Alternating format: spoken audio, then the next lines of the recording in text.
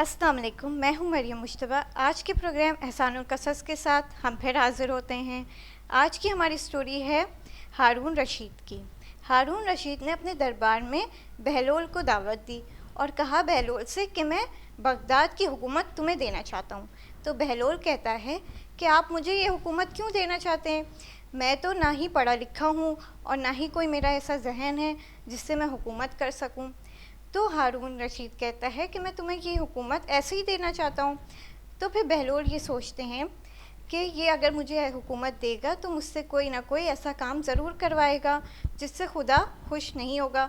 तो बहलोल जो है वो हारून रशीद को मना कर देते हैं कि मैं आपकी हुकूमत को नहीं कर सकता हूँ।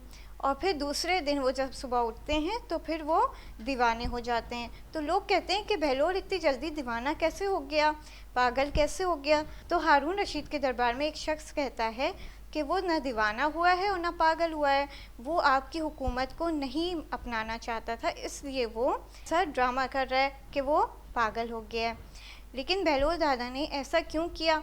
क्योंकि वो जानते थे कि अगर मैंने हुकूमत ले ली तो वो मुझसे गलत काम करवाएगा और फिर मैं मौला अली का मानने वाला हूँ, और जब मैं मौला अली का मानने वाला हूँ तो गलत काम कैसे कर सकता हूँ?